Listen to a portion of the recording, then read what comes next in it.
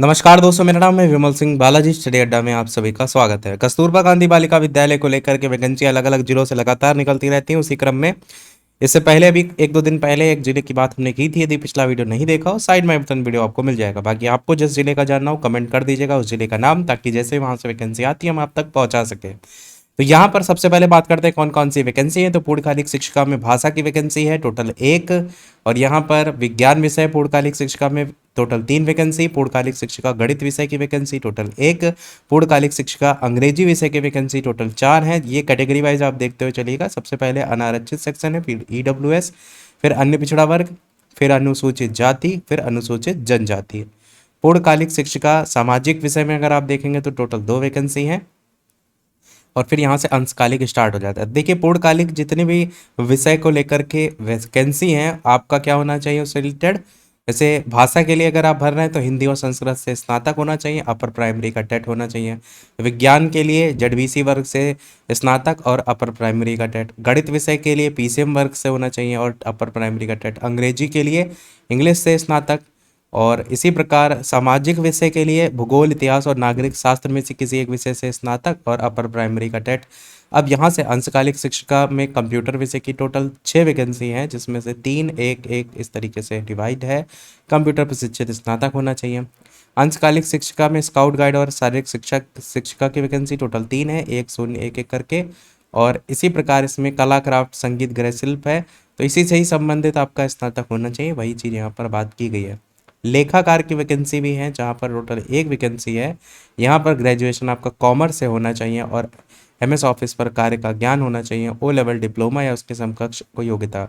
मुख्य रसोइया की एक वैकेंसी, सहायक रसोइया की 2, चपरासी की 3, चौकीदार की 1, कुल मिलाकर के टोटल 33 वैकेंसी के लिए नोटिफिकेशन निकाला गया है।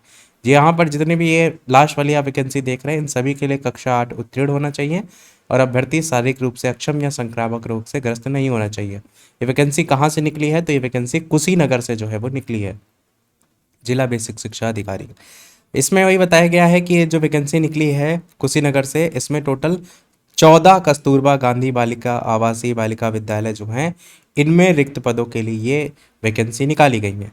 साथ इसमें भी बताया गया है कि आवेदन की जो अंतिम तारीख है वो 23 नवंबर 2024 रखी गई है, और शाम 5 बजे तक आप इसमें आवेदन कर सकते हैं। कार्यालय जिला बेसिक शिक्षा अधिकारी, रविंद्र नगर, धूस, पडरौना, जनपद कुशीनगर।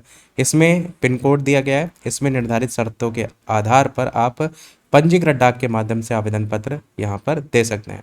आवेदन पंजीकृत डाक के अलावा किसी अन्य माध्यम से स्वीकार नहीं होंगे, और ये ऑफिशियल वेबसाइट भी दे रखी है, जिस पर विजिट करके आप डिटेल में भी यहाँ पर जो सारी चीज़ें हैं वो देख पाएंगे। अब यहाँ पर कुछ नियम और शर्तें भी दे रखी हैं, जैसे रिक्त पदों की संख्या घट बढ़ सकती है, केवल महिला अभ्यर्थी ही पात्र होंगे।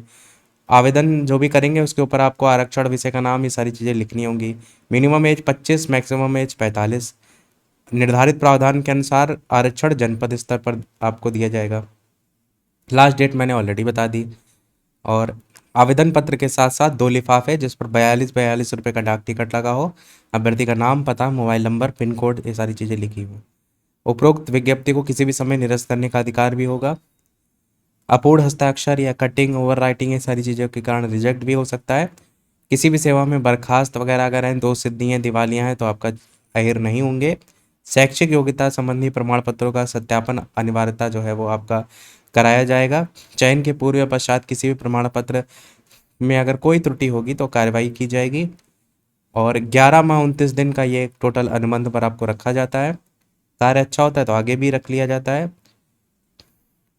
बाकी याचिका संख्या की बात की गई है, और बाकी ऐसा कोई खास पॉइंट नहीं है। तो ये ऑफिशियल वेबसाइट मैंने ऑलरेडी दिखा दी, उस पर विजिट करके आप डाउनलोड कर सकते हैं इसको लेकर के जो भी फॉर्म वगैरह है। बाकी अन्य जिस भी ज़िले का आपको जानना है वो कमेंट में बता दीजिएगा, ताकि जैसे ही आपका कोई नोटिफिकेशन आता है हम आप तक पहुंचा सकें।